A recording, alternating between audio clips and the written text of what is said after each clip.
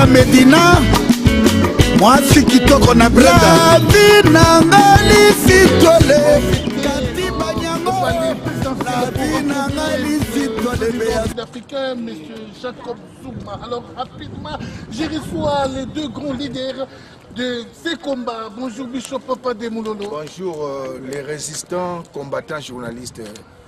John Image, Namoni derrière la caméra, résistant, combattant. Bonjour docteur Kimwana. Bonjour pasteur sans rival, homme de Dieu, véritable journaliste et résistant combattant pour la liberté et la démocratie et l'avènement de Tchan Tshisekedi, président de la République. Et je salue le meilleur, le grand, le titre, le monsieur, le king. John Image. Merci. Avant toute chose, la Bible déclare nous devons rendre louange et gloire au Seigneur. Alors, le coup la masolo est minene lelo na moni bino bouti na présidence ya mona ko banda masolo na sepelito mekana nuko kumisa zambe na likolo pour parce que sans y vraiment nous ce kozala be pamba lutte na biso combat na biso ba démarche nous ce kozala et kozala be pamba. Je crois que ça voit moko et sengi pe na ba combattant avant marche, avant sitting, avant nous ce kozala to bandango na mabonde l'hyper éternel Dieu tout puissant, ô éternel des armées, j'abandonne tous ces bons moments entre tes mains. Laisse ô Dieu que tu nous diriges du début jusqu'à la fin de cette émission. Nous voulons que tu prennes l'ascendance dans tout ce qu'on va parler, tout ce qu'on va dire, tout ce qu'on va arrêter. Enseigner, Seigneur, et c'est là, et ben vraiment kolo nabiso, bafui oyo et qu'on a bénéfique pour notre grand Congo. De gloire, créateur de la terre, la mer, le ciel et tout ce qui s'y trouve. Je te rends grâce à toi qui a permis que nous soyons reçus par le vice-président de la République sud-africaine. Je te loue, je te glorifie, je t'exalte. Seigneur de gloire Jésus-Christ, tu n'as pas été autoproclamé Seigneur des Seigneurs. Tu n'as pas fait un coup d'État pour devenir Dieu. Yes. Tu n'as jamais été élu par consensus. Amen. Avant toi, il n'y a jamais eu de Dieu. Yes. Après toi, il n'y en aura pas. Tu n'as jamais été appelé prédécesseur ni successeur. Yes. Je te loue, te bénis, te glorifie. In the name of Jesus, we give you praise. We love you. We acknowledge you as Lord. Father, today, Friday, 14th of this month of September, people of Congo are asking your divine intervention. Set the people of Congo free. The time has come. The hour has come for liberty, for liberation, for freedom. As Israeli people, they've been crying from the Exodus 14, Hallelujah. The crossing of the Red Sea. Hallelujah. The Red Sea swallowed up the Pharaoh king and his army. Hallelujah. Kabila and his people. Hallelujah. And one is Kagame's president. Hallelujah. Father, they must all be swallowed up in the name of Jesus. Hallelujah. Kereboshi zendeya kiabashakata. Kusarende taboshikete. Bashi moto takaribo. Zero ozaya yabasata. Jesus Ribu Kogota. Ushiri Remata. Father Lord. Kabila must get out. His armies must get out. One, these people must get out of this country, our country DRC. Oui, Moutakoza la mabe, mais pas à 100%. Na mukika kaya mutwaza nango, to zupe moi 5 ou 10% ya marché mabutaloba recours à l'authenticité. Les longs de konabiso plastique de Jésus lobi lingala fodi. Yango moi lingala et ça propre.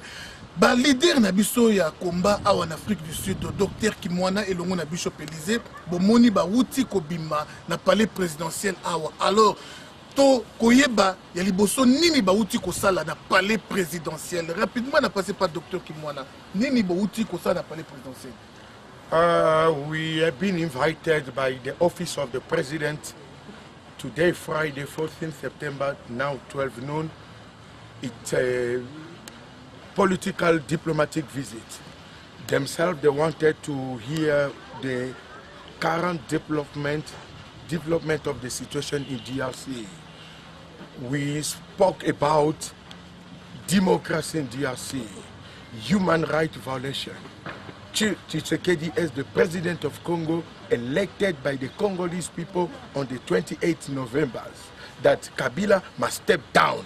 And we asked the South African government, through the deputy president of the Republic of South Africa who received us, they must stop their support to Kabila through military support, to the looting of the Congolese mineral resources, and they must stop involving Congo as a country in the SADC, because there is an element requesting a membership in the SADC. You must be a democratically elected president.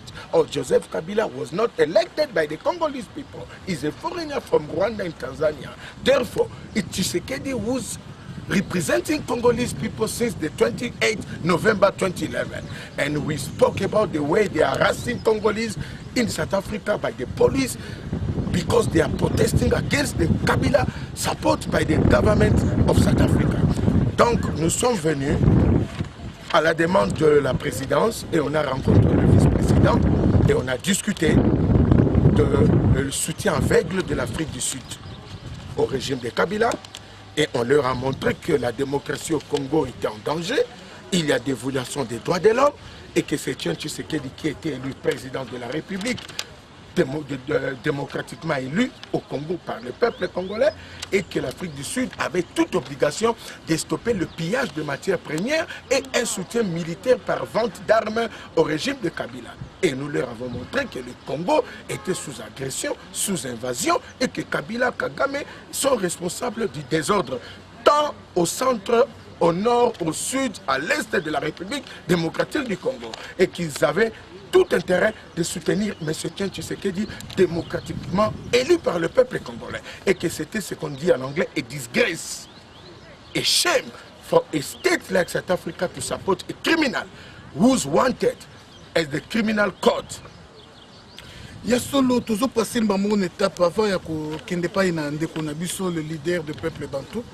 Toujours passé na une brève présentation parce que ça bande comme sous ba yebi bien té docteur qui moi qu'est-ce qu'il a fait, qu'est-ce qu'il a eu à faire passer na yeza nengenine, je crois bien. Et pourquoi seulement Boponani seulement Yona Bishop Élysée ezali au juste nini moto na Zambé yebisa biso avant to kota na masolo ya kati, pourquoi seulement yo leader à peuple bantou et pourquoi seulement na mupanzi na yo docteur Kimwana? Qui est Kimwana? Merci beaucoup. Ndenge yo moko lobi pour nazali boso leader ya peuple bantou, nazali cofondateur ya mouvement Sauvons le Congo dont le leader est en prison. Donc bandi lutte na 2003. Wazali le père des églises de réveil na RDC, archevêque Coutinho, à ça il y a 6 ans, comme on est 7e année. Maintenant, Angola Nzambe 7e année aussi la terre aujourd'hui. Ngai na salaka lutte oyo papa nanga molimo yebisinga pas avec le perdant.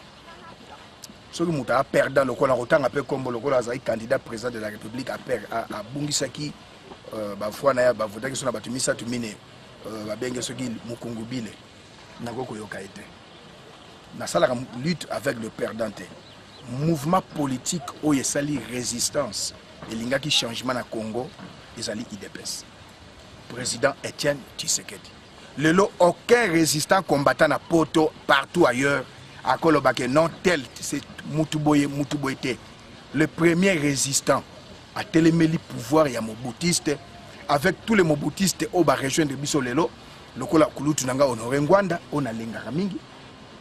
Mais tant que président Etienne Tshisekedi zoloba kulutu honoré Ngwanda ayebi azalaki na Mobutu. To ba Moboutiste.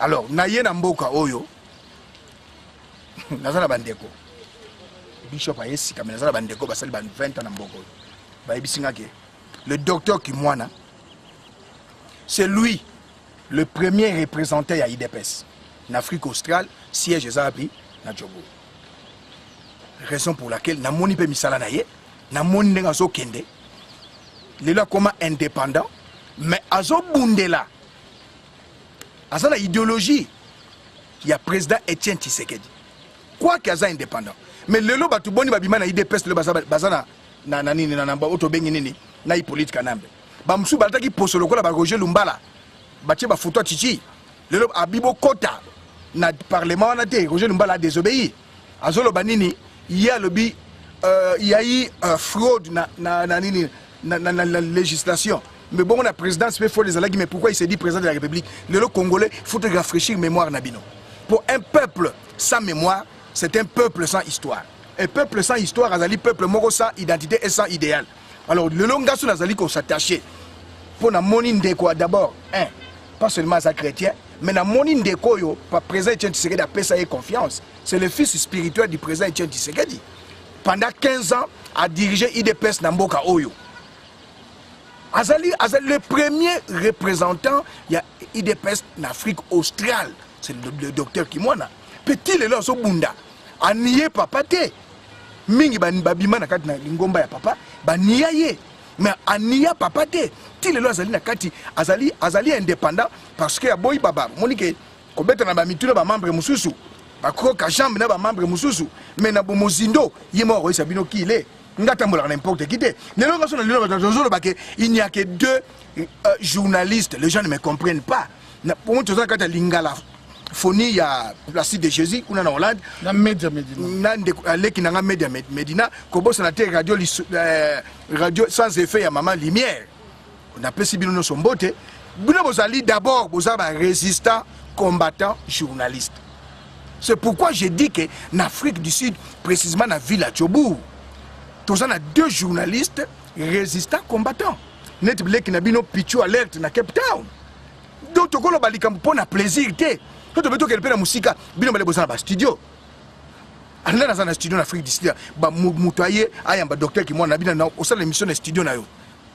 Boza bino mibale boza ba résistant combattant journaliste. Alors raison pour laquelle il y a bimara na bévénement.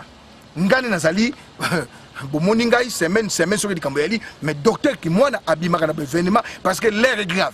Il y a un docteur qui moi a abîmé. L'air est grave, je crois bien que Bishop a présenté docteur Kimwana. C'est vrai, a évoqué qu'il y a 2 journalistes.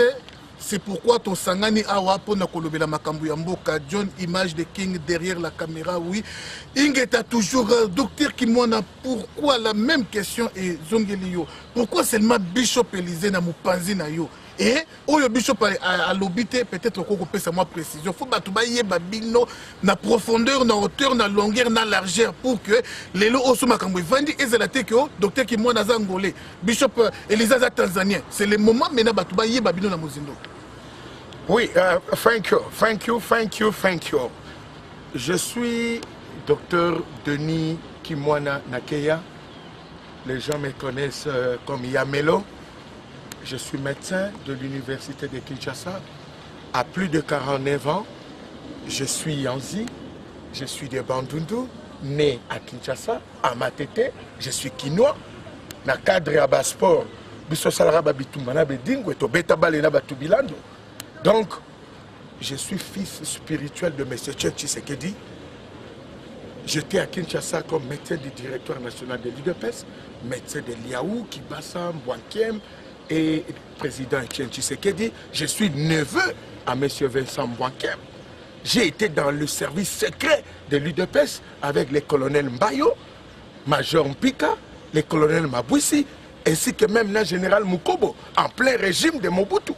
Donc, nous sommes de véritables combattants. Quand Tshisekedi était Premier ministre, il m'a nommé comme son chargé de mission avec Joseph Olengankoy à la primature. Et j'ai été médecin à la polyclinique de la Conférence nationale souveraine avec le professeur Odio, le prof Kilembe, docteur Baekula. Et j'ai été encore élevé par M. Tshisekedi comme médecin de la polyclinique du Haut Conseil de la République, Parlement de la Transition. Et enfin, j'ai été médecin à la primature. Tshisekedi, président de la République. Entre-temps, j'ai combiné avec mes fonctions de médecin à l'hôpital Kimbangiste à Kimbanseke. Et finalement, j'ai défendu M. Tshisekedi comme Premier ministre lorsque Sophie Kanza et Laurent Désiré Mosengo ont dit que Tshisekedi avait abandonné Marcel Yaou, malade aux États-Unis. Et je suis passé à la télévision avec M. Ewanga pour justifier, démentir, prouver que Tshisekedi n'avait pas abandonné Yaou et que c'est par moi que l'argent sortait, allait aux États-Unis pour payer les factures et les soins de Marcel Yaou. La même chose avec l'équipe Bassa, mon oncle Mbouankiem et consorts. Quand Bizi Makara avait fait déception, défection avec Laurent Désiré Kabila, mon oncle Mbwankem, sous pression de Kabila, m'ont appelé pour que je sois ministre aux Affaires étrangères. En remplacement de Bizima, j'avais dit non. Quand mon beau-frère, professeur Matungulu, Maria, la fille aînée, ma nièce, la fille aînée de Mbwankem, était ministre à sa place, on m'a proposé, j'ai dit non. Théophile Mbemba, gouverneur, il est révoqué, on m'a proposé, même par Joseph Kabila. Les Mouzitou et le reste, le maître Louzo, le consort, les gens me sollicitent, même à l'époque de Mobutu, pour les rejoindre. J'ai dit non. Pourquoi non? Puisque je suis dans une école de M. Etienne Tshisekedi. École d'idéal, il y a une idéologie, il faut être un homme d'État. Et après des arrestations à Kinshasa, je me suis retrouvé en Angola. Et là, Eduardo Santos m'avait reçu. On nous a reçus par le MPL avec Jacques Matanda pour une guerre armée, s'est débarrassé de Mobutu. Et là, il y a eu des problèmes au niveau du MPLA puisque l'UNITA était militairement soutenu par Mobutu et que le temps prenait trop du temps. Alors nous avons quitté, Matanda est allé aux États-Unis, moi je suis venu en Afrique du Sud et là je suis cofondateur de l'UDPS, je suis fils spirituel de Etienne Tshisekedi, médecin de Tshisekedi, je l'ai soutenu et nous sommes allés au dialogue intercongolais. J'ai réussi l'audience de Mandela, l'audience de Thabo Mbeki, tous ceux qui étaient des audiences, je les ai reçus. Et la première lettre à Bill Clinton et à Jacques Chirac, c'est nous qui l'avons faite. Et nous sommes allés à l'Alliance pour le dialogue intercongolais. Nous avons mis sur pied l'ASD, Alliance pour la sauvegarde du dialogue congolais. J'étais le commissaire chargé de la communication et information avec les Kinkié. Et j'étais sous gestion de Tshisekedi, Katebe Katoto, les Onusumba, et nous sommes allés à l'Est. Nous avons été reçus par Kagame, nous avons été partout en Zambie, au Zimbabwe, dans la tournée de l'ASD, et j'ai joué un rôle très important. C'est comme ça que jusqu'à la date d'aujourd'hui, j'ai opté pour la libération du peuple. J'ai opté pour des valeurs, puisque la médiocrité, c'est ce qui fait les Congo. Eh bien, j'ai estimé rester à côté de Tshisekedi. À la date d'aujourd'hui, je suis dans la logique militaire. C'est comme ça que j'ai accepté d'être indépendant pour que l'idéologie de l'UDPS de la non-violence ne soit pas écrasée par nous qui sommes des fils du spirituel du chef. Et nous avons accepté de prendre nos responsabilités et amener le peuple congolais à la terre promise. La terre promise, c'est le départ de Kabila. Et alors, enfin, pourquoi avec le Bishop? Bishop, c'est un homme de Dieu. Il a des valeurs, il a des qualités. Nous avons des entrées faciles partout où nous allons. Eh bien, nous avons estimé aller ensemble. Voilà. Merci, docteur Kimwana. Vous-même, vous les voyez. Je crois que tous ceux qui sont derrière le monsieur Etienne Tshisekedi, notre président élu, ne sortent pas seulement de Kasaï. Ils ne sont pas seulement des Kasaïens. Docteur Kimwana vient de Bandundu, Azamutu. Il y a Bandundu. Alors comprenez qu'il reste fidèle à président Etienne Tshisekedi. Bato baya ko Kabolaga Congo. Ko Kabolaga ba Congolais. Oh, il est quoi Luba. Oh, il est quoi Swahili. Oh, il est quoi Congo. Il est quoi Bandu. Botika makamwane eza bien te lokola lipasa nanga Johnny Image. Azamutu ya ekolo mususu menga ekolo mususu to sangana to ba to papa moko mama moko makamwane eza la kate Bishop Papa de Mulolo version il y a moni ndenge bozalaki reçu et pas une vice-président, il y a Afrique du Sud. Impression les années na Kaiwana. D'abord Nazan et Sengo, moi Nzamba Ishuakate. Il y a un moment où tu prière, mais à côté il y a docteur Kimwana, on apprendre un peu des choses que il y a un président élu Nabiso Etienne Tshisekedi. Le président Etienne Tshisekedi, c'est lui le père de la démocratie dans Mboka Nabiso. Comme tout le monde est père, il y a démocratie, il y a indépendance, c'est Lumumba.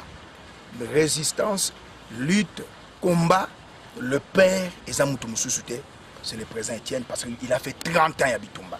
Tout le monde a culte à personnalité. Voilà une parenthèse. Tout le monde a un succès, un réussite, un sentiment de joie. Parce que c'est une première en Afrique du Sud. Banda, combat et bandit. Combat et bandit en 2011 dans l'élection. Combat et bandit avec le président Etienne Tshisekedi, Tangwatindi, son représentant en Afrique australe, le docteur Kimwana, où il y a une action et belé. C'est pour la première fois. Et ça y est, Nanga, un vice-président, il y a Mboko Ayamba Bisso. Yé tant basala qui wana bayambaka bango na makambo ya utikoloba. Ba Mandela tout et tout. Mais tant que bitumbe bandit to bandiko tomboka Afrique et bibiso sikoyo na ba lito représentant na tango wana ya IDPS d'Afrique australe docteur Kimwana. Wana bayambaki bango. Mais tant a commis déjà indépendant, c'est la première fois bayamba biso. Depuis qu'il est indépendant. C'est la première fois qu'il y a un combattant à Liboso, Bayambi, en Afrique du Sud, na président, na demande na bango moko bazo mona bazo comprendre que tout le monde quand bébélé, oye moko lobia ok, ba secret d'état ezala. Secret d'état était que Rwanda na Congo, aujourd'hui plus de 5000 2000 militaires, beaucoup 280, Assemblée nationale, oya biso yango ezali autorité budgétaire, bozo futa bango na mbongo Assemblée nationale na yebité, wana bobenga ngo secret d'état non. Autre chose, contenu, quand on dit secret d'État, contenu à ma solo na biso, tout comme Misango Boyete, pour tout ce qui serait Mbalasima. Ok, merci Bishop Pademoulolo. Rapidement, à tout passer, oui, on va pouvoir traiter deux grands points. Comme vous le savez, ce sont des points qui intéressent les Congolais actuellement. Il s'agit de la francophonie, le premier. Le second point, il s'agira ici de la rébellion. Là, on voit les M23, Tchibangu à son côté et Tieno Kabila. Mais aujourd'hui, on parlera plus de John Tchibangu. Alors, passons au premier point. Dans moins d'un mois, la francophonie va pouvoir avoir lié au Congo. Alors, quelle est ta réaction, docteur Kimwana? Je suis un des piliers de la non-tenue de la francophonie au Congo, à Kinshasa. As I said, we are still fighting for the summit not to take place. And we are sure that the francophonie summit will not take place in Kinshasa on the 10th of October. Qu'est-ce que nous disons, c'est que les chefs d'État qui ont accepté de faire les déplacements à Kinshasa, ce sont des fous. Ils seront avalés par la pression populaire. Nous avons déjà mis sur pied des comités de protestation, de masse, tant à l'intérieur qu'à l'extérieur. Et les programmes se présentent de la façon suivante. À partir de vendredi 5 octobre, ce sont des journées de prière avec des bougies sur toute l'étendue de la capitale. Ça, c'est le mot d'ordre. Le mot d'ordre, voilà, c'est le programme qui est déjà en train de circuler de la bouche à l'oreille. Mais maintenant, nous le disons officiellement, nous demandons au peuple, le vendredi 5 octobre, avec des bougies allumées dans des maisons, dans des rues, dans des parcelles, dans toute l'étendue, sur toute l'étendue de la capitale, que les gens se mobilisent pour que Kabila, le 10 octobre, soit bouté dehors. Des deux, nous demandons à toute la jeunesse congolaise dans des provinces de faire le dernier déplacement vers la capitale, puisque le 10 octobre, la capitale va tomber par des protestations pacifiques, des mouvements de masse, et que les Congolais sont... Ça risque d'être le départ des Kanambé. Nous demandons, nous disons grand merci à Dieu, nous disons thank you to God, thank you to Jesus, thank you to the Holy Spirit, as those criminals, French presidents, Hollande and other French presidents, they didn't want to listen. On the 10th of October, no aeroplane will land at Kinshasa, capitale et the airport, puisque la population sera totalement mobilisée dans les artères de la capitale. Il y aura un monde terrible tel que les chefs d'État africains qui arrivent le 8, le 9, ne vont même pas descendre à Kinshasa. Et nous leur demandons de respecter la volonté populaire du peuple congolais. Et nous leur disons que même au sein de l'armée, l'armée est actuellement sous contrôle de la vraie opposition à Kinshasa. Et lorsque vous parlerez des questions militaires, nous vous dirons à quel niveau la vraie opposition a actuellement à Kinshasa les contrôles des véritables unités combattantes de la garde républicaine, des gens qui vivent avec Kabila. Donc, le 10 octobre, dès 5 h du matin, les Congolais doivent aller là où la francophonie se tiendra. À partir du 8 octobre, où le chef d'État qui atterrisse à l'aéroport, il doit y avoir un accrochage fort et réel. nous sommes en contact avec les unités combattantes de la capitale qui ne vont pas tuer la population. Ils ne vont pas accepter que le peuple congolais continue dans la misère. Eux-mêmes sont dans la misère. Les enseignants dans la misère. Les gens ne sont pas payés. Les Rwandais, les Ougandais, les Tanzaniens qui ne sont pas congolais sont sur notre territoire. Congolais, le 5 octobre de Bougie. Le 8 et le 9 octobre, l'arrivée des chefs d'État, soyez dans les aéroports. Et le 10 octobre, c'est la révolte généralisée, comme ça a eu lieu en 1959, avec des Kingotolo Antoine, avec tous les Bolikango et tous les leaders congolais. Nous allons installer ces jours-là Tshisekedi. C'est ça le malheur de Joseph Kabila. Et pour la diaspora, nous devrons tous, à partir du 5 octobre, nous mobiliser devant l'ambassade de France. En Europe, en Afrique, partout où il y a une ambassade de France, nous allons là-bas. Nous nous mobilisons et nous protestons. We are going to remove Kabila by force on the 10th of October. We will be in the capital. People of Congo, stand up. Set yourself free. All over the world, we will protest in front of the French embassy. It will be the end of French government and African French states in the capital. It will be a war. Ok, merci docteur Kimwana. Je crois bien que les 10, ça sera la fin pour Hippolyte Kanambe. Yango na sengi na Hippolyte Kanambe, les grands temps. Il y a comme ça le testament. Vous avez quelques jours, Bozunaye, quand tu n'as pas Jeannette, toi, quand tu n'as pas Maman Olive, et le grand temps, il y a comme ça le testament. Hippolyte Kanambe, parce que le peuple congolais a déterminé. Eh, Keba biso bana kini biso eyo. To la nasa rival tina kini. Soko moni mutayi ni sa rival se ga kolabo. Oka moi. Nazanga libala mais sans rivalité. Oui, il y a solo toujours même question et pas une Bishop de Moulolo francophonie yangoyo na porte ya Congo. Réaction des années sikoyo. Na lobaki yango na charte ya impérialisme na ndekola ngai nini John Image yango na yeko zongela ngo li support mba ba yebaka te. Donc pona bango eza nango na tina moko te ke guerre eza na Congo. Pour battre les guerres, avant la tanga. Battre les guerres dans l'Est, Congolais, Congolaises, Botika Kolobake, Bitumbe dans l'Est. Notre pays est agressé. Le pays est agressé. Nord, Sud, Ouest, Est. Le Congo est agressé. Penangambo est agressé. Les coloniaux sont agressés. Mais la France est en guerre. Le président moko africain bakoya na France bakovanda na France o ezali humiliation oyo François Hollande na francophonie balingi basala ezali oyo moko bayebi na article 6 il y a charte impérialisme tout pouvoir et gouvernement établi par nous est légal légitime et démocratique. Mais tout autre pouvoir ou gouvernement qui n'émane pas de nous est illégal, illégitime et dictatorial, quelle que soit sa forme et sa légitimité. Et là qu'on a connu François Hollande, ce n'est pas eux, ce n'est pas l'impérialisme. Ndeba légaliser pouvoir moko o biso toponi angote.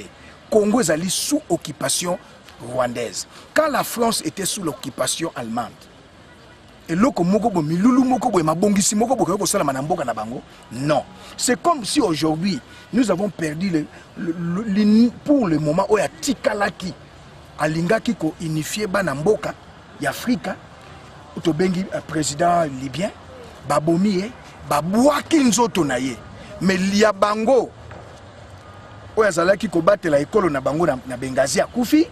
Ça devient tout un problème. C'est comme si bango ba poso ya mindele bazala makila ya couleur mususu ya pembe. Bango ba spécial. Bango baza spécial. Pourtant bango baza homosexuel.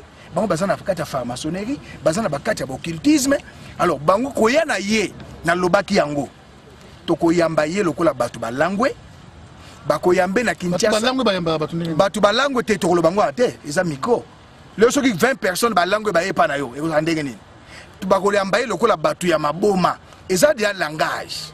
Et le long de bakisa, net ya zoya. Natanga Mobutu basaki ambassadeur na bango moko na Congo. Akachwa ba porta plainte. Na 94 équipage memaki ba tu ba bendo no be ba Romeo ba Rwandais. Équipage pardon o memaki mokonza mboka ya Rwanda Abiyarimana na mokonza mboka ya Burundi. Équipage ezaki ba français.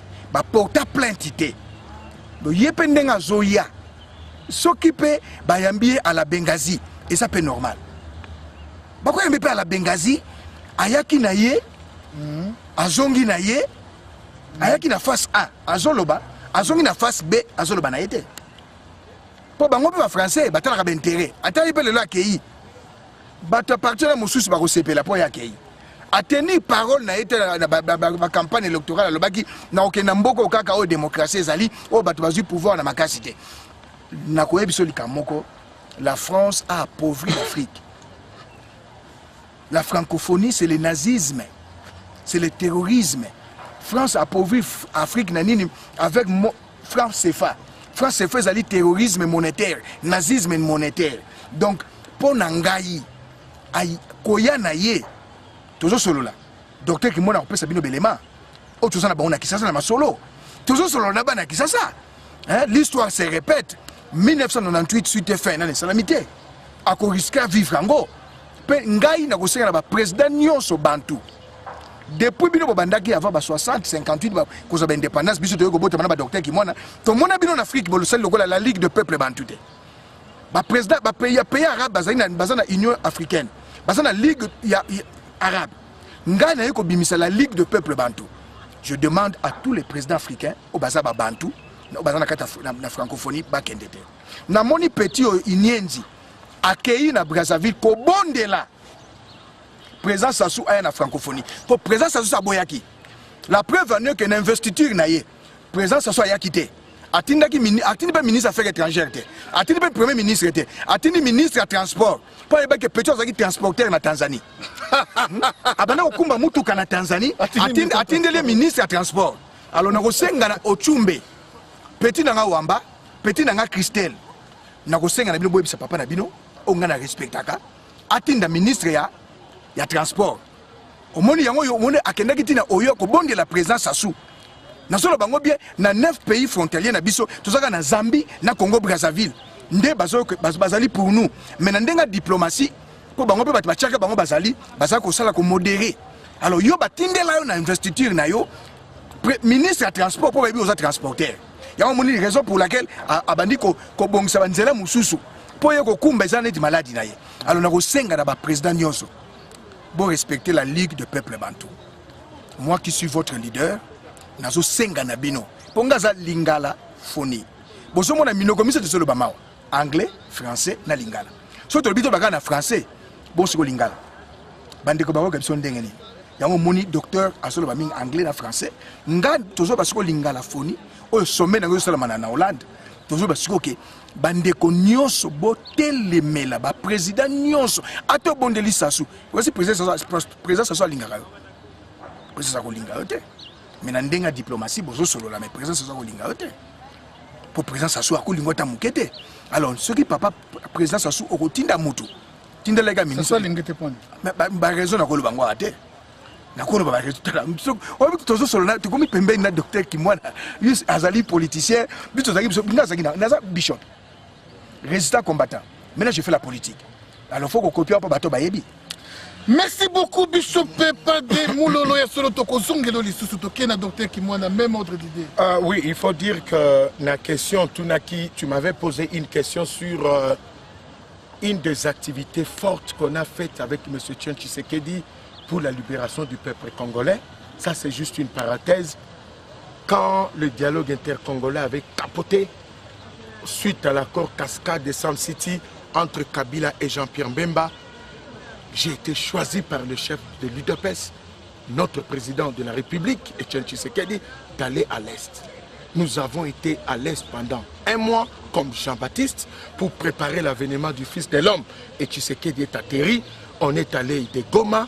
On est arrivé à Kigali, Kigali, Goma, Goma, on est allé à Kisangani, Kisangani, on est rentré à Goma, Goma, Bukavu, Bukavu, Uvira, et là, Tshisekedi, nous avons échappé à des balles de Maï Maï, qui à l'époque était avec les autres camps. Et là, c'est pour vous montrer à quel niveau M. Etienne Tshisekedi a beaucoup fait pour le peuple congolais. Il a sacrifié sa vie, il a sacrifié ses enfants. C'est lui le père de la démocratie. Il a sacrifié tout.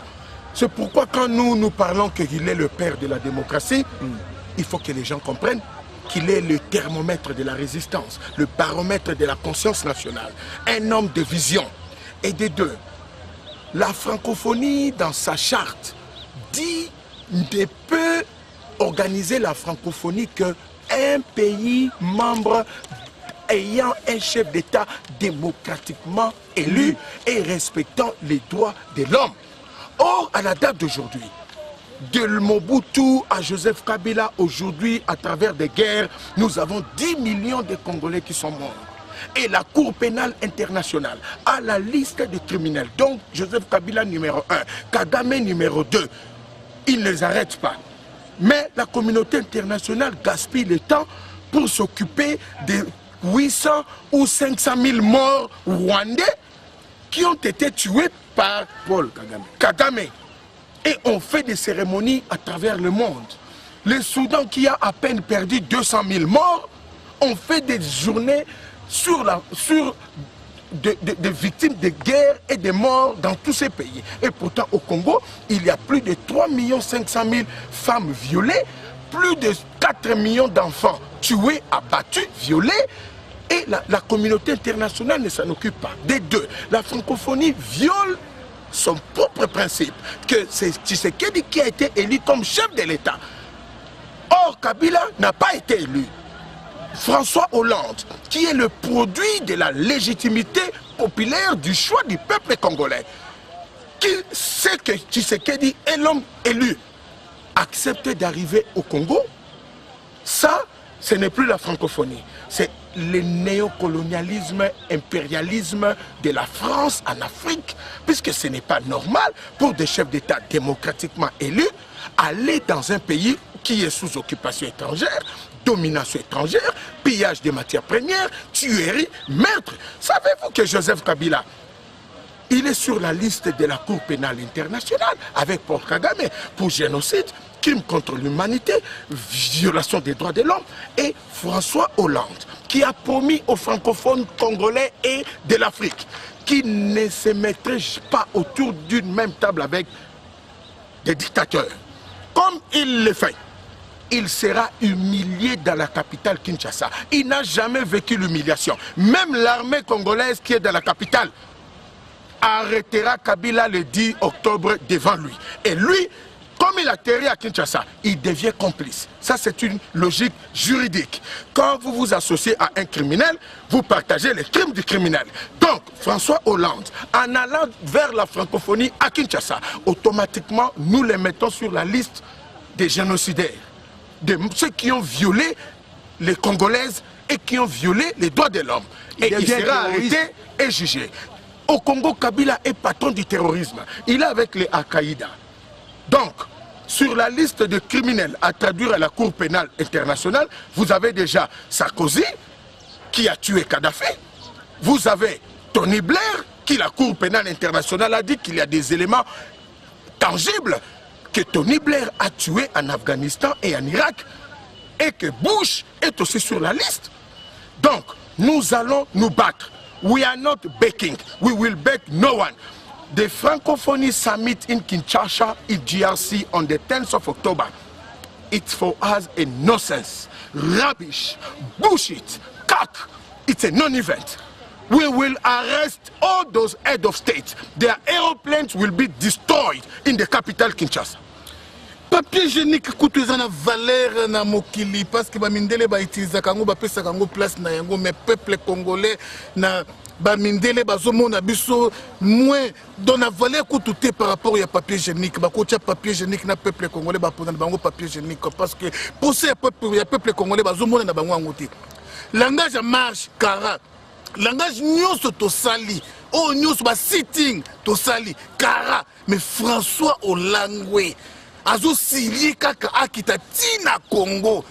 La francophonie. Mais bana Congo vraiment, tout la mouka, c'est maintenant ou jamais. Au faut tout sépeli sabango. Bishop papa de Moulolo to moi parenthèse dans ma solo francophonie les loto zawa puis Bishop Bino boza balide bo fungol bo lakisa peuple Et si quand il peuple a kende, jusqu'à présent, on ne sait pas sur quel pied danser. Ndeko Nabiso a sali alliance Chibango, John Chibango alliance na Ngwanda. Alors, réaction des années sur John Chibango na alliance Chibango na Ngwanda. Ok, Kulutu nanga honoré Ngwanda, yemo kwa yebi. Asalaka alliance liboso na pas alliance et rapprochement parce que français te yebi yango. Tozana lingala folie, lingala folie. Asalaka rapprochement na IDPS. Rapprochement na ARP, il y a général Mounene. Je suis parmi les combattants Oyo na sepela qui na rapprochement wana. Lelo bandeko ndeko John Chibangu asali alliance et un rapprochement. Alliance et rapprochement c'est deux choses différentes. Donc asali alliance na ye. Honoré Ngwanda Kulutu nanga ayebi tina ya alliance basali na John Chibangu.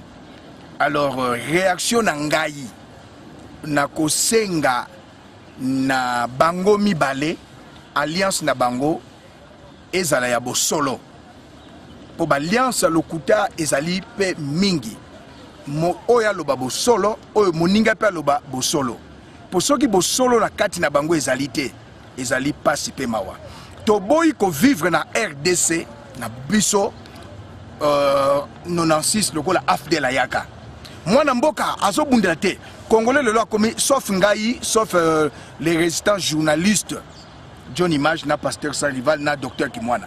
Le loi majorité à bas combattants, je parle celle-là qui m'engage. Majorité à bas combattants na Congo, bah comme le quoi bazana Kachamai, à moni lititi à Simbiango. So simbi lititi, bo kenena et yo kufiliti les zomi na molikolo. Alors na boy ba alliance ya marque wana, to John Chibango azamona mboka oui, nandimi.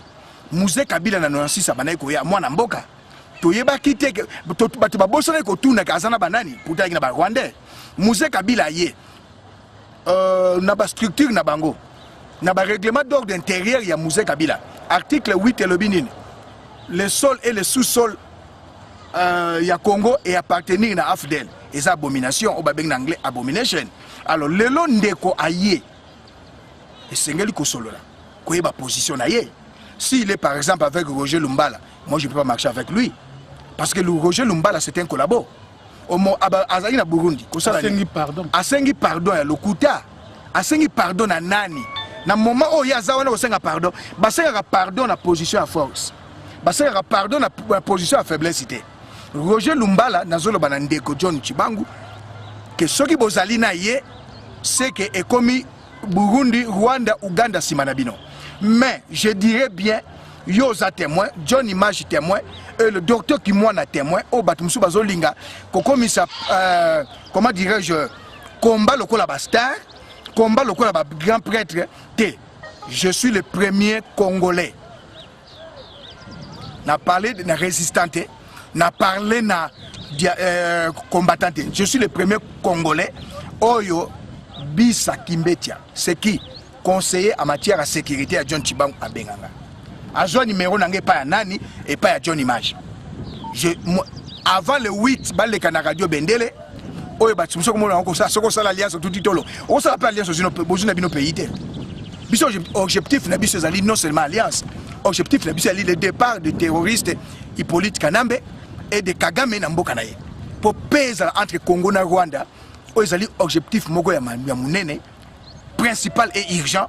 Départ, il y a les deux Inyenzi Oyo, les deux terroristes, plus que Hitler, plus que Ben Laden, plus que Saddam Hussein. Les deux terroristes, na Rwanda, na Uganda. Le mal aujourd'hui en Afrique, même au monde, c'est les deux Inyenzi, Ibimanuka, Inyanga Congo, Denanga Yango na Zoloba. Congolais, Congolaise, Bolanda, Ngala Kucha Batleberete. Ton mona, Mouze Kabila, Azamwana Congo, na Manono. Azoya na Rwandais. Azoya na Rwandais. Alors, le lot toyoki ndeko, nazo benge ndeko. Parce que ça Congolais. John Chibangu alobi Azoya. John Chibangu ngana ebiete. Mais na ibisa oyo azokota contact na ye na ba Congolais nyonso. Abenga ngai avant le 8 al kana radio Bendele. Le 6 ya sanza oyo septembre. Abengi Bishop Élysée na une numéro n'est pas ya John Image. Ngai nazali conseiller en sécurité ya John Chibangu. Pesanga numéro ya nani ya docteur Kimwana ngai pourquoi docteur Kimwana abimisa général Baramoto, général Nzimbi, général Mavwa abimisa bango na mboko Nangai, na général Mukobo et tous les colonels. Na ba colonel abimisa biso na mboka oyo. Bakangaki bango yende. Bakangaki bango awa. Bakanga bango na 97 awa. Mutabimisi bango awa na kotanga pays africain wana te, bakoti na balonge na pays africain wana, bakomi na Côte d'Ivoire poto ezali nani docteur Kimwana bozana ye na musala elongo. À partir de wana curiosité yelinga na bengi ndeko na ngai docteur Kimwana auto sololi ezana médiaté. A bengi nga lisusu na boyi mais troisième jour o benga ngai tozalaki biso misato na réunion na Cape Town. Tozo solola. Mutazaki biso en charge ya okende Cape Town ezali docteur Kimwana. Afuteli ngai na yo avion tokei Cape Town tosali masolo to solola kuna ezama kama média lisusu te. Cape Town pourquoi? Bon, masolo ezali belé et makamu ezali médiaté. Ponga na tout na toloté. Dio pas tout toloté. Johnny Maj tout toloté. Docteur Kimwana tout toloté. Objectif la biso faire partie les Inyenzi, les Roméo, les Nilotiques na pouvoir payer ezali sous occupation rwandaise. Tanga benginga tozali ki biso misatu. Na bengi na komeli texto poza amina nga pe na Facebook na komeli na Facebook abenginga na passé docteur Kimwana c'est docteur Kimwana nde abimisa bango na mboka oyo asunga bango po balingaki bakanga bango ndeko asungi biso na batalinga la fonie asungi docteur Kimwana passe ne ezalaki bato bobimi depuis 97 15 ans après quelle ingratitude boyo ko benga ye après mais nde azali motema mulai docteur Kimwana sololi na ye alors leo tozo solola na ndeko Besi Kembetia, ou azali conseiller en matière politique. Toujours solo là. Non, tout ceci ma solo te. Toujours solo là. Surtout mon ma solo ngo ezali OK. Na yebisa bande kwa Congo, bande kwa ba Congo, ba Bandundu, Kasai oriental, occidental, Nord Kivu, Sud Kivu, Maniema, Katanga, province orientale, o yazande kona biso tokende. To boyike lelo tokei, tokoma na Kinshasa, ba longoli Rwanda et comme Museveni. Batimi babosa na ke MLC muta soutenir yango ezakinen Uganda ba Rwanda na ba Uganda ba bomana na Kisangani deux guerres ba Rwanda na ba Uganda ba bunda na Kisangani deux fois procès tikala kozala te tozala ba condition autopécier la première tozo bunda mais to komi na Kinshasa na ipsaki bango oh ndeko na ndeko Kimwana ipsi bango to za d'accord oui to bundi to komi na Kinshasa présence Etienne Tshisekedi. Wano kolo bango na médiaté je crois. Na kolo bango na média po pardon. To kolo bango na média. Ndeko nyusa ko simba minduki ayebake élection se salamaki na mindelo ba imposaki président Etienne Tshisekedi nde président. To boy to koma na Congo to mona ba Tanzanien. To mona ba changer balle match ba longoli Rwanda comme siko ba Tanzanien. Ndeko yaki na ba Tanzanien, ndeko yaki na ba Burundi, ndeko yaki na ba Uganda. Po bango baza ba nilotique, bale wane ko betama. Yango bandeko toza ko solo na bango. To solo pe na bandeko a poto. Na kotaka ba kombo na te. Bata poto baza ko étudier pe bango. Tozo solo là autant convenable. Na lobité que John Chibango c'est un collabo. Na lobité que John Chibango aza sima azana ba Rwanda na ba Uganda ba Burundi. La première intervention dans la Tunaki, Motuna était arrière base des athées. Mais si vous avez solo sur la bango, na moni ba paramètres zandenge mususu. Alors, tous ça ma solo. Surtout ma solo OK pour des millions de Congolais besoin d'ambition à Kinshasa, besoin d'ambition à diaspora à travers le monde. Cela dans le but OK. Et que tu communes à Kinshasa, président Etienne Tshisekedi écarté, Bishop Élisée Zoa poste ngazo bunda pour la poste. Dans le bac, on a la candidat chef de l'État en 2016. Mais maintenant, on a besoin de poste. Alors, sauf que tu communes avec ça, je poste. Après, Bochelinga Ndikila, Kimwana Ndikila, Odombo Ndikila, Boketu Ndikila, résistant combattant John Image, résistant combattant sans rival Ndikila.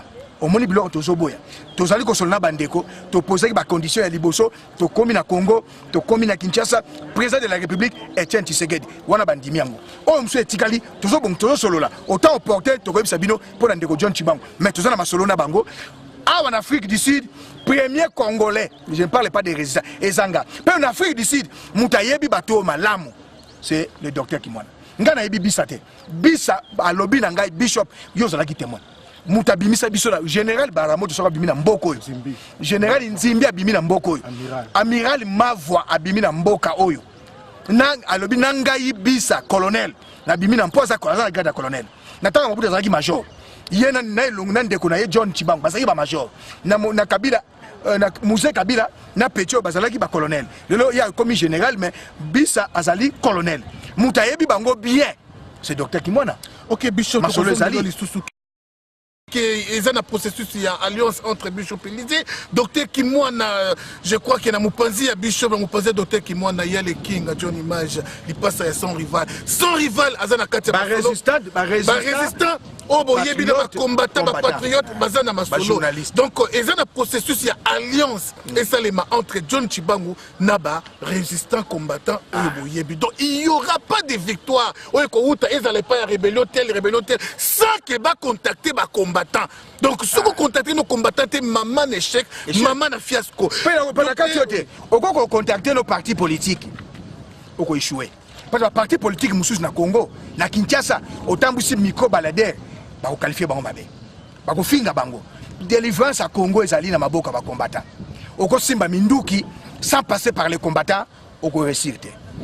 Au réussir, docteur Kimwana Nakeya, il y a solo toujours même préoccupation de Zanango et Makambu, ya colonel Chibangu. Réaction des amis. Let me laugh. Thank you. Je vais dire simplement que les temps passés à côté de M. Tien Tshisekedi m'a donné ce qu'on appelle une école de la sagesse. Voici ce que Tien Tshisekedi nous disait et me disait. Quand vous n'avez pas le contrôle d'un homme en armes, il n'est pas sous votre contrôle. Quand on vous parle d'un homme militaire, et Tien Tshisekedi vous demandera de lui demander Olinginini, banani bazali boso na yo, banani baza sima na yo. Idéologie na bino ezani. Pour occidentaux, balingi ba pia biso impression que le Congo n'aura jamais la démocratie. False. Nonsense. Puisque la démocratie avec Kasavubu et Lumumba a été capotée. Et les Occidentaux ont amené des conflits fratricides, des divisions interethniques, jusqu'à ce que Mitterrand est allé très loin avec Jacques Chirac pour dire que la démocratie c'est un luxe pour les Africains et pour l'Afrique. Donc, d'ici c'est une salte. Oui. Ils n'ont pas demandé pardon jusque-là. Alors, les impérialistes veulent nous dire qu'au Congo, si vous avez une mémoire faible, vous comprendrez que Mobutu était au pouvoir par les armes, par un coup d'État. Laurent Désiré Kabila est entré au Congo par les armes, par un coup d'État. Joseph Kabila est au pouvoir par les armes, un coup d'État, par l'agression, invasion, avec des pillages massifs que même à l'époque de Mobutu, on n'a pas connu. Mais nous avons dit à certains que le peuple congolais, c'est ce qui compte dans notre mémoire. Il est resté constant. Azo Senga, démocratie, Azo revendiqué Tshisekedi, plus de 10 millions de morts, Batbakoufi n'a pas maladie, n'a pas nzala, n'a pas guerre, Congo pays riche, un peuple pauvre. Ce qui signifie aujourd'hui, les gens ont pris les armes. Mais il n'y a qu'une seule question. Pour quelle finalité? Puisqu'il y a deux problèmes qui se posent actuellement. Des guerres qui risquent de devenir comme une distraction. Et la vérité des urnes où Tshisekedi a gagné au 28 novembre 2011. Où tout le monde dit il faut pas installer. Est-ce que la guerre est au Salama? Et ça peut distraire le peuple pour justifier auprès de l'Occident que sans Kabila, il n'y aura pas la paix. Et que pour être président, il faut avoir une armée. Ça, ce sont des analyses. Mais les analyses, avec beaucoup d'analyses, vous amènent à la paralysie.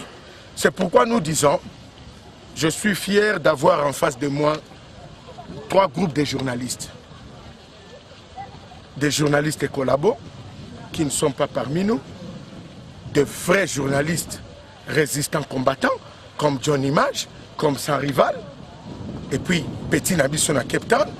Et puis, na ba journaliste Atalaku. Ba Wusous, ba Longange. Ba opportuniste, ba Molasso, ba Zolukela Rabatu Bassi, ba Zu micro, pour ba pese verre ya bière. Et que jamais dans ma vie, n'a reçu l'interview na Batabongo. Maintenant, quand on parle des alliances, les Ngwanda, les John Chibangu, ma position est très claire. Donc, nous avons des questions et ces questions nécessitent des réponses.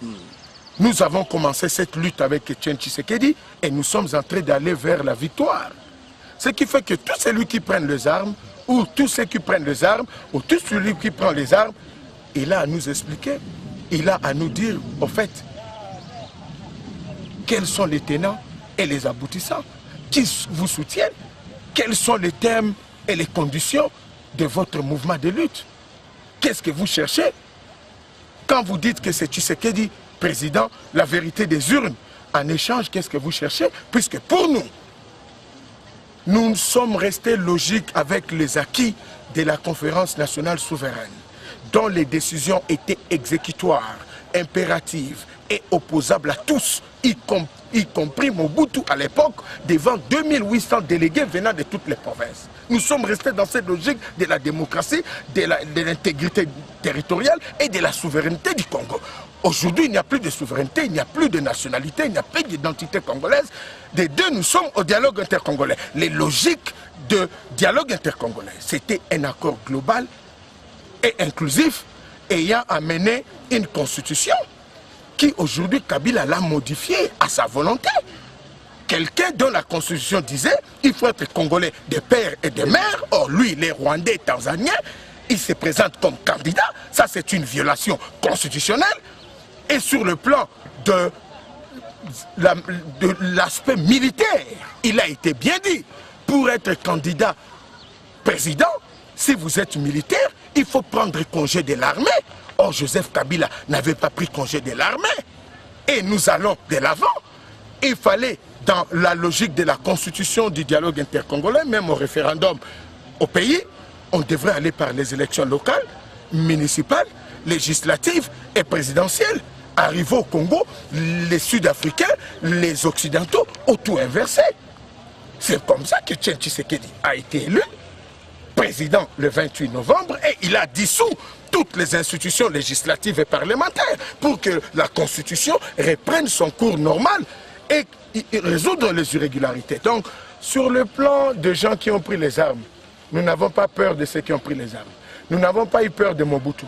Nous n'avons pas eu peur de Laurent Désiré Kabila. Joseph Kabila, d'ailleurs, il n'existe pas. Il ne pèse pas. Mobutu était très fort. Regardez la situation actuelle. Vous avez le M23, soutenu par Kabila et financé par Kabila et Kagame. Et vous avez des mouvements militaires à gauche, à droite. Mais au Congo, vous avez 9 pays voisins et 26 pays voisins indirects. Mais les Angolais n'interviennent pas, les Rwandais non plus, contre tous ceux qui ont pris les armes au centre ou je ne sais pas. Ça devient inquiétant. Il faut un dialogue. Si c'était l'UDPS qui avait pris les armes dans les Kasaï ou dans les autres provinces, on allait mobiliser toutes les armées du monde pour chasser les gens de l'UDPS. Donc, ici, il y a une question sur l'armée de Kabila, puisqu'il y a un problème de temps, le malheur qui règne, là vous demandez vite, on vous dit combien l'armée est divisée. Ok, docteur Kimwana. Keba biso bana kini biso eyo. Tolandaka sa rival tina kini. Soko moni muta ini sa rival se ga kolabo. Okamwa. Nazanga nga libala mais sans rivalité. Yesolo masolo lelo pona baye oyo bauti ko pusa na pembeni ya ba computer na bango bauti ko pusa na pembeni ya ba écran na bango. Media Medina oya solo outi ya sikoyo. Masolo lelo ezalaki ba leader na biso bauti kokutana na vice-président ya mboka oyo Afrique du Sud.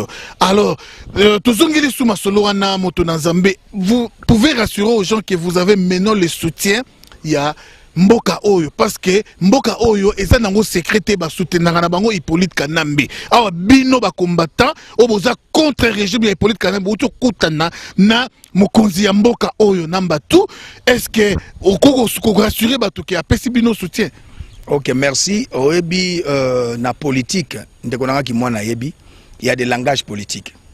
Tomona ki président na biso papa Etienne Tshisekedi, président IDPS à l'époque. Même aujourd'hui, le président IDPS a tamboli partout alobi non na sololi na banani ba décider. Tant que sololi na ba décider, qu'est-ce qui s'est passé? Même Hippolyte, à quel point même décider wana ba sololi. Alors ibango ba sololaka na ye banda kala. Makamumi na beaucoup na boy kokota na mozindo. Po na kolo bateke balobi na biso boye. Bato ya ba ennemi ya Congo. Ba Inyenzi, ba Hippolyte, ba kozonge la bango mais ndeni bokum ko solana bango lisusu. Eza de la porte se fongwami. O ezali première fois pe dernière fois tokuta na bango te. To sololi na bango, tokuta na base. Pour le leader ezaka ngana président docteur Kimwana te. Tozana ba combattant ba résistant oyo bongo ezo sala. Toko solana na bango, to planifier, to sololi pe na bandeko bazana Kinshasa. To sololi na bato bazana Europe, États-Unis, o baza pe na kazi bakuna na Australie. To sololi na bango. Ba professeur Tchakudia. To yesi bango tala likambo ezabo. To sangisi bien balbina lopoto l'union fait la force. To sangisi mayele to yeko kuta na bango lisusu. Mais na mozindo to talisi bango ete pouvoir eza ya biso. To talisi bango po yo lingi omoni yo za jouer mo mayele bongo ezo sala. Mais na ko bimisa muke. To talisi bango ke à partir des na mboko yo. Bobundi esili. Lelo bino na mondele bazalaki ba décider mundele na mboko. Lelo bokomba partenaire pour mundele longwa na mboko te, pour mundele mso obake na mboka na yo ba so mboka na ete. To lingi to zala ba partenaire na ba mindele na bino. Congo ezala au Congolais. Neti lelo na mboka na bino totalisi bango pour lingi na lobela yo. Moto abotami na mboko yo. Azazi bamboye atana ndoto comme président de la République. Vice-président en tout cas Bishop osa na raison. Totalisi bango Deutéronome 17:15 pour y pas un chrétien. Ndenga yebisi biso. Alobi ke ya solo na mboko yo zibamboyen à cause de la présidente ata botama koliawa asali 50 ans awa à cause de la présidente de la République abi constitution le biboy peut-être be constitution mboka na biso abi OK na kopesa rapport na président Zuma na ko solo na ANC po mikolo ko ya ba ko mabiso na ANC tozoke na masolo na bango to ko aboutir na nini na départ ya Inyenzi oyo po bazana souci et sali bango pasi balobi to bosali ba marche bosali ba sitting mais to moni malamu ndenge to bengi sibino to landaka bino ndenge Bishop Chatumba lobaki to landaka docteur Kimwana to landaka yo Bishop Elysée to landaka bino na bandeko mususu mais lelo to solo na bino to komi ko comprendre que ya solo bozana raison que oyo azamo paya to so continuer ma solo. Ok, merci. Je crois que mon boulot est continué armé na Congo. Hippolyte Kanamba yebi susute ba oya yeba nani. Mon boulot est continué armé. Ezamba la liboso ba soda ba komi ko approcher opposition. Et ça les mananouté. Alors, mutu ako yebisa biso ko yano la biso eloba nango bande ko lingala foni na moni Placide Jésus longo na média. Medina mama lumière ya solo bino kasinde bo kontibiso masolongo ya lingala ti. Docteur Kimwana olobi ndenge nini désordre zo kota ba soda ba komi na kipelekese. Eza danger. Eza penza effracata. Moi je suis Kinois. Moi na Nzambe Bishop azolo bana langwana. Yona biso tozui na lango yo ya français na anglais pour edakabato. J'ai voulu simplement na eloko yo owitotu na Bishop etali visite ya ba sud-africain eza bango moko ba bengi biso. Et puis il faut que bango si c'est un ministre n'aurait puisque je n'ai pas le rang d'un ministre. Et c'était d'abord ministre des Affaires étrangères, nous avons dit non. Si Kabila un bourrique, un illettré, il est président de la République. Mais moi, je ne peux pas être reçu par un ministre. Alors, le principe arabe dit ceci. En politique, il faut approcher l'ennemi pour mieux l'étouffer. Et puis, en politique, les alliances ne sont pas permanentes. Elles sont temporaires. Et koki ko kola, et koki ko kwaya, et koki pe kokufa. Donc, c'était une manière de sagesse d'écouter, puisque Baébi que l'avenir du Congo, c'est par la volonté populaire. Eux sont dans le désert. Ce que moi j'ai retenu, c'est que l'Afrique du Sud est dans le désert et que le Congo, c'est un scandale géologique heureux, ayant toutes les richesses et toutes les potentialités. Et que c'est un imbécile, un étranger qui gère le Congo. Et qu'il faut nécessairement puisqu'il y a beaucoup de Congolais qui font un afflux massif ici. Ils ne comprennent plus comment contrôler l'arrivée des Congolais en Afrique du Sud. Ils sont dépassés. Et la réponse est que c'est à cause de vous que les Congolais quittent le Congo pour l'Afrique du Sud. Et si vous laissez les soutiens à des Rwandais et à des Tanzaniens et Ougandais, le Congo sera libéré, puisque Tshisekedi ne peut pas gérer le Congo dans les conditions actuelles, sans qu'il y ait des conditions. 1, le départ des troupes étrangères. De 2, les pilleurs rwandais, ougandais, kenyans, tanzaniens doivent quitter et que le Congo doit récupérer sa souveraineté, son identité et sa citoyenneté. Bon, le malaise dans l'armée, il faut aujourd'hui, vous avez vu, Tolati, jaquette, hein, ou jeans, nous sommes habillés en tenue officielle. Et quand nous parlons de cette même tenue, nous parlons officiellement au nom du peuple congolais. La vraie opposition démocratique, sous contrôle de M. Etienne Tshisekedi, notre président de la République, aujourd'hui la vraie opposition congolaise et la vraie société civile annonce avec fierté qu'aujourd'hui Kabila n'a plus le contrôle de son armée. Et le service secret pro-opposition qui sont aux États-Unis, en Europe, nous ont montré que actuellement l'armée régulière ne peut pas se débarrasser de Kabila. Et que depuis une année, un travail a été fait au niveau de la vraie opposition sur le plan du malaise social où le militaire est payé, les enseignants sont payés, les tissus économiques détruits, les sociales n'existent pas, le peuple abandonné. Aujourd'hui, la vraie opposition a le contrôle de la garde républicaine. Donc la vraie opposition à Kinshasa est à l'intérieur du palais présidentiel. Dans le sens que quand vous avez un bataillon organique de l'armée actuelle de Kabila, c'est 720 soldats. Et vous avez une brigade, vous avez 4500 soldats. Or, à la date d'aujourd'hui, dans la garde républicaine, qui est la sécurité actuelle de Joseph Kabila, il y a la 15e brigade formée en Banzagougou, qui est actuellement sous contrôle de l'opposition. La 6e brigade formée à Lubumbashi, qui est la sécurité rapprochée de Kabila, n'est plus sous son contrôle. Actuellement est avec l'opposition. La 10e brigade formée sur terrain à Kinshasa est pour l'opposition. Et que le 10 octobre, la 10e brigade, la 16e brigade, la 15e brigade se mettront à côté du peuple. Et il y a la 2e brigade formée à l'époque par les Rwandais, composé des ex-phases et les éléments de CETA qui faisaient la ceinture de Laurent Désiré Kabila. Aujourd'hui, collabore avec la vraie opposition dans la capitale. Vous avez la 10e brigade dont j'ai parlé, qui sort de ce qu'on appelle la formation Moura. Tout ça, c'est la garde républicaine. Ils ont déserté. Ils sont avec l'opposition. Et il y a la brigade Libende. Ce sont des ex-phases parachutistes de Mobutu, réformés à Kitona avec l'idéologie de Laurent Désiré Kabila, qui à la date d'aujourd'hui sont avec la vraie opposition dans la capitale. Et que toutes ces unités, toutes ces brigades, avec chacune 4500 soldats, forment aujourd'hui la brigade Léopard Commando, qui suivent la vraie opposition. Et que d'ici le 10 octobre, la capitale va tomber. Et vous verrez dans ces éléments, vous avez sur terrain les ex-phases qui sont dans le pays voisin. Vous avez les ex-gendarmes katangais, vous avez les éléments de SARM, vous avez la garde civile de l'époque de Mobutu, ainsi que la gendarmerie nationale et les Maïmaï.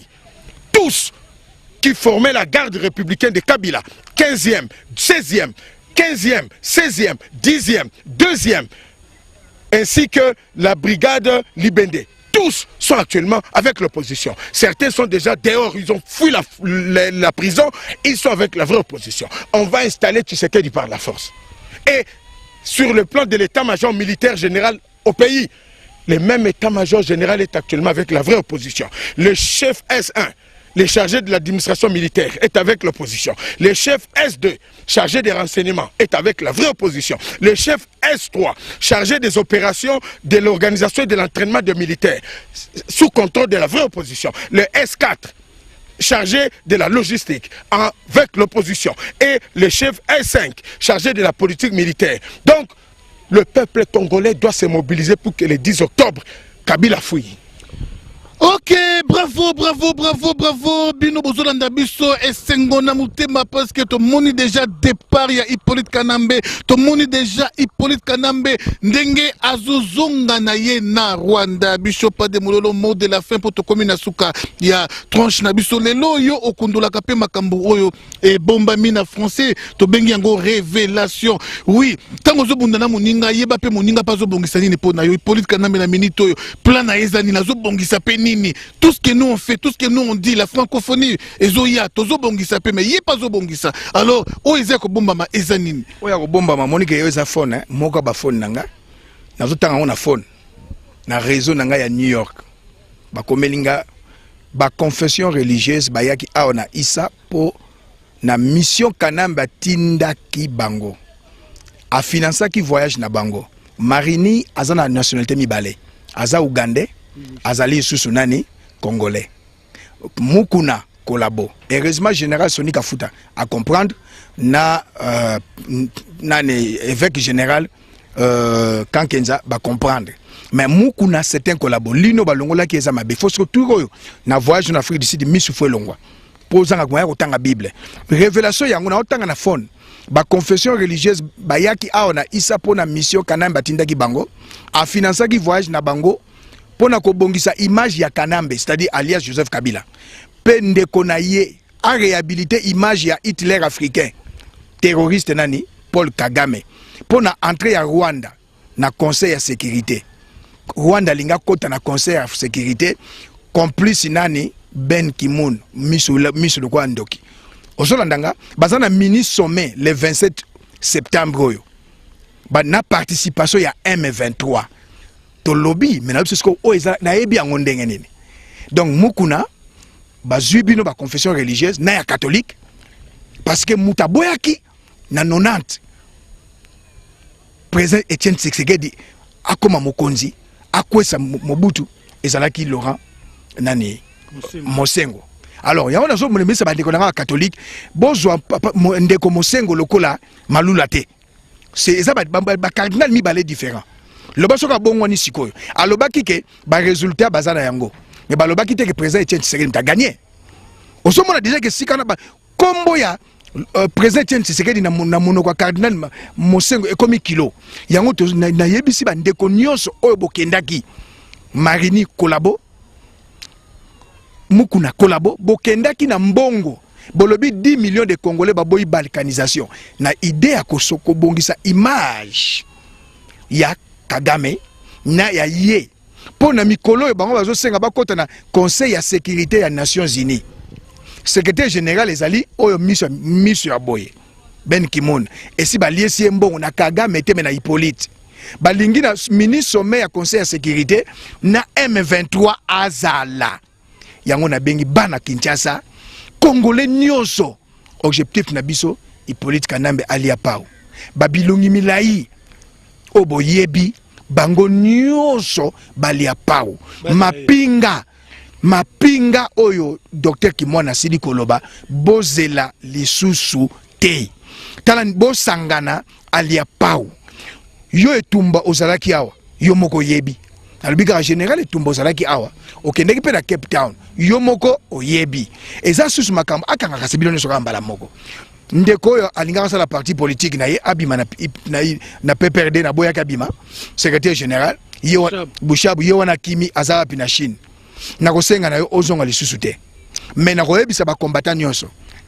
bino ba petit ya Congo na molobeli na bino homosexuel congolais Kolabo boza ko soutenir nani Roger Lumbala azali Kolabo ngai na sololi na secret conseiller en matière à sécurité ya John Chibangu et ali colonel Bisa oyo ndeko nanga ya za mopanzi nanga yebi bien docteur Kimwana colonel Bisa m'a dit na téléphone tant nous na Cape Town alobi bishop tozali na Roger Lumbala te tozali na Mbusa Nyamwisi te combattant résistant à Paris bocha ba désordre Odombo Telema Martin Sali Telema Leki Nangai Papi Mbombo Telema on ne peut pas kosala ba mouvement na poto surtout na Paris porte-parole azala kolongola ka ba président lokola porte-parole ya AFDL.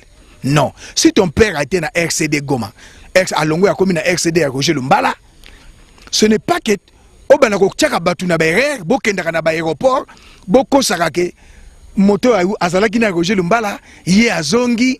On ne veut pas de mensonges. Parce que passeport diplomatique ya Roger Lumbala babotolaki. Yo olobi ke bayoko zona aéroport ozalaki na Roger Lumbala. Passeport bazong selaki yo. Oye na mupepe Roger Lumbala toyoki bazo bakaroya na Afrique du Sud. A commis à Paris kokutana na ndeko na ye congolais oya za ko induire papa na erreur. Mwana na erreur. Ce papa ozalaki homosexuel. Faut moi on pas comme homosexuel. Ce papa ozalaki na bakisi. Faut moi on pas comme na bakisi. Donc na ebité héritage yo ozana kati ya ba petit ya Congo. Il est homosexuel parce que il y a les non dits. Il est arrivé ya nani? Il y a Paul Kagame. Ba non dit arrivé à Paul Kagame to le bango na prochaine émission de 8 ans mingi. Azali mosi ya Sarkozy, papa na homosexuel, yé peu homosexuel, azo linga siko atia ba petit ya Congo na erreur. Hein? Petit yo azalaki na bayoko zone aéroport, ozalaki na aéroport te. Ozalaki na Roger Lumbala te. Parce que ngana lobby na bisa. Soki bozana Roger Lumbala na mbusa nyamwisi, il n'y a pas d'alliance. Parce que soki na zolo bango na général John Chibango. Soki ozali na mbusa nyamwisi. Ozali na Roger Lumbala, il n'y a pas d'alliance. Roger Lumbala diaspora mobimba. Bana Kinshasa toyebi kazali collabo. Ba petit à Congo, bolobi que bosala alliance na Roger Lumbala, bozali ba collabo. Pe bona France ne bazoti kabino. O ezamboka ya loi. Soki ngana komaki France. Ata bobengi bandibu. Tolia bino. Merci, merci. Je crois que nous sommes arrivés à la fin de cette tranche. Mot de la fin pour la tranche de l'eau et pas une docteur Kimwana. We need just to say to the people all over the world that Etienne Tshisekedi has been elected by the Congolese people on the 28th November 2011. The plan for Dr. Etienne Tshisekedi is to keep Congo, once he's in power, in real democracy, in good governance, in a net separation of power between the judiciary, the legislative, and the executive, and to bring real socio-economic transformation and a real social delivery with the respect of human rights of people, and to make sure we recover our sovereignty and our independence. Donc, na data lelo, ba Congolais faut bien que la vraie opposition est un palais présidentiel et pas Joseph Kabila Zali. La vraie opposition a la 10e brigade, la 15e brigade, la 16e brigade, la 2e brigade, la brigade Libende ainsi que la formation Moura. Donc la garde républicaine sait très bien que le 10 octobre est dans la capitale et que l'opposition est un palais présidentiel. Kabila Rokangama, Barokange Pezaboy.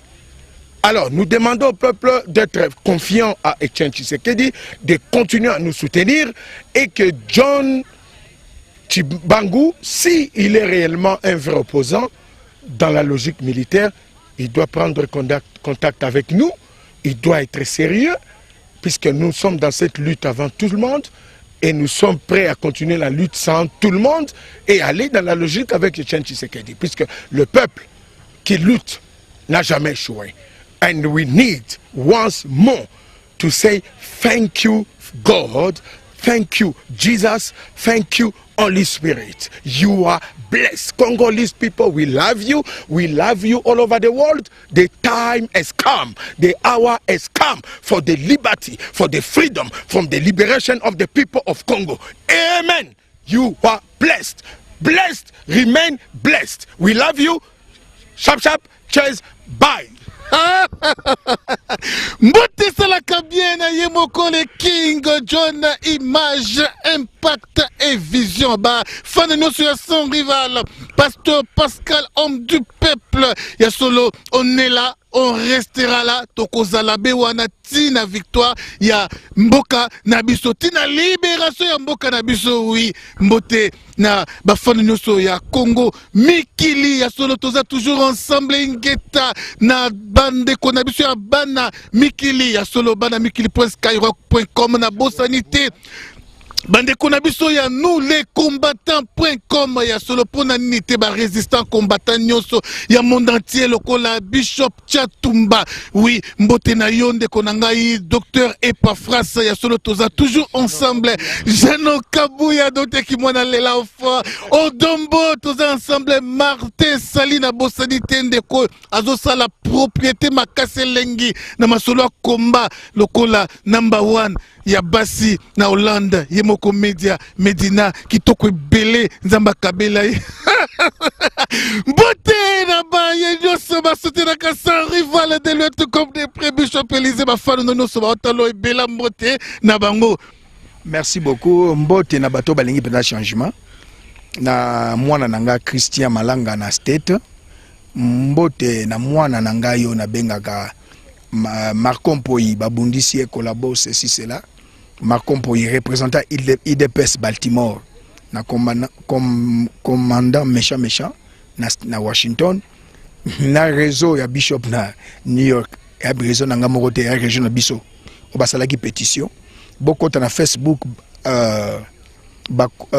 Pascal Bakole bo signé pétition contre autosali pona contre terroriste mibale ya monde Paul Kagame na Hippolyte Kanambe alias Joseph Kabila na Facebook ya John Image bokoti bo cliquer mbala moko na Maison Blanche Facebook ya Élysée Général bo cliquer mbala moko na pesi mbote nanga na libérateur Boketu premier Odombo combattant en solo Papi Olenga na Liège combattant en solo ba combattant ya Allemagne ya monde entier na pesi bino mbote leki nanga yu mutu mosi ya yangoyo leki nanga opena lingaka mingi media Medina yo moko yebi masolo akati liayana leki bako kabwana te masolo eza yo moko yebi mama lumière yo moko yebi na pesi ba combattant nyonso même na Jobura pour temps eza mingi temna ba bata poto ba banga me bido sala bango kuna opesa bango so mbote pona ni na pesa ka mbote po et ça la bien ya ba salutation